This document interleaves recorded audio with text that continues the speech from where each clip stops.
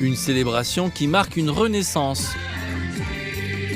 Le village d'Annim, situé dans le district de Yangbi, dans la province du Yunnan, a accueilli les visiteurs avec un tout nouveau visage pendant les vacances de la fête du travail grâce à d'importants travaux de rénovation. L'on peut constater tout d'abord qu'il y a beaucoup à manger. En parcourant cette rue gastronomique, nichée dans un verger de noyers, on a l'impression d'entrer dans une scène des temps anciens. Ici, vous pouvez déguster divers snacks locaux comme celui-ci.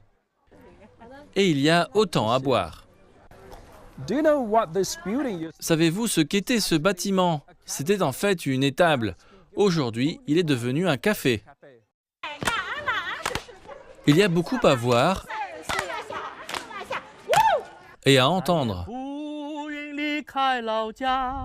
Et voici justement la principale personne à l'origine de tous ces changements, Lee Yong-kang, chanteur et compositeur dont la vie a pris un tournant décisif après un voyage sur les terres de son enfance il y a quelques années.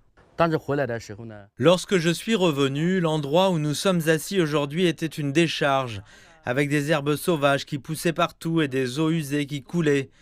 Il n'y avait pas de route menant au village, comme c'est le cas aujourd'hui.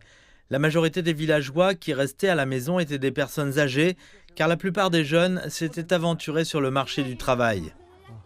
Lee Yong-kang est retourné dans son village en 2018 et a établi ce qu'il appelle une ferme artistique avec un investissement dépassant 1,5 million de dollars. Cette ferme artistique est rapidement devenue une attraction touristique. Avec le soutien du gouvernement, M. Lee a lancé son plan de transformation en favorisant la collaboration entre les entreprises, les coopératives et les habitants locaux. Aujourd'hui, 6 familles ont ouvert des restaurants spécialisés dans la cuisine locale et des maisons d'hôtes.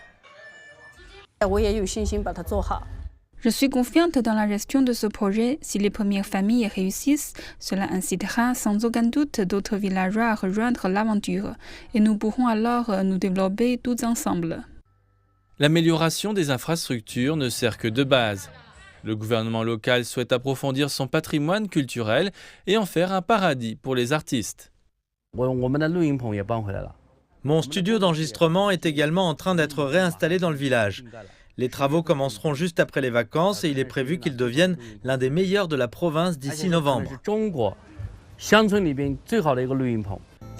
L'artiste prévoit également de créer un spectacle musical immersif qui mettra en valeur la culture agricole en attirant des agriculteurs locaux, les amenant ainsi à s'impliquer davantage dans les changements qui se dessinent ici.